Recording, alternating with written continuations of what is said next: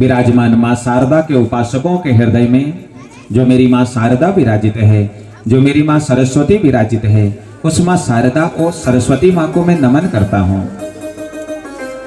कथा में विराजमान मेरी शक्ति भक्ति स्वरूपा माताओं के हृदय में जो मेरी माँ जगदम्बा विराजित है, उस माँ को मैं नमन करता हूँ।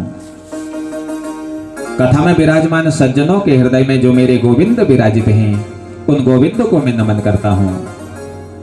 और सभी को नमन करते हुए आइए प्रवेश करते हैं आज प्रथम दिन की कथा में। जब जन्म जन्मांतर के पुण्य उदय होते हैं, तभी हमें भगवान की कथा सुनने का अवसर मिलता है। संसार की कथा तो माताओं हर क्षण हर पल हम सब सुनते हैं, हाँ, लेकिन भगवान की कथा सुनने का अवसर हमको तभी मिलता है जब हमारे जन्म जन्मांतर के पुण्य उदय होते हैं।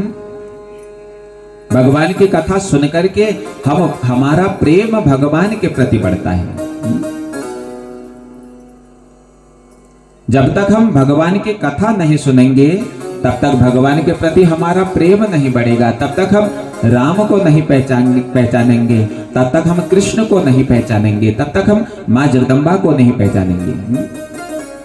देखो, जब हम भगवान की कथा सुनते हैं तो तभी हम भगवान को पहचानते हैं वो कैसा था। अच्छा, आप में से किसी ने राम जी को देखा है? बताइए, आप लोग देखा है किसी ने राम जी को? ओ मैया बताओ, देखा है राम जी को किसी ने? हाँ, लेकिन वो राम जी कैसे थे, उनका स्वरूप कैसा था, राम जी ने जीवन में क्या किया, ये पता चला हमारी कथा से। तो कथा का वास्तविक अर्थ है कस्य थाह। वो राम कैसे थे, कृष्ण कैसे थे, हमारी मां जगदम्बा कैसी थी, ये तभी पता चलता है जब हम भगवान की कथा सुनते हैं। और राम कथा तो महाराज बड़ी दिव्य है। राम कथा सुंदर करतारी, कैसी कथा है? एक करतारी के समान, ताली के समान। जिस प्रकार से मान लो एक पेड़ में कई पक्षी बैठे होते हैं और हम एकमात्र ताली बजाते हैं, और ताली सुनने मात्र से उस पेड़ के पक्षी दूर भाग जाते हैं।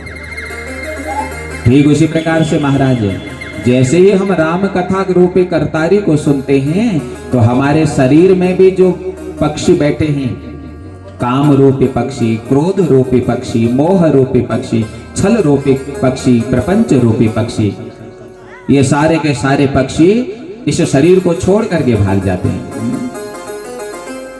राम कथा हम सबको जीना सिखाती है। कई लोगों के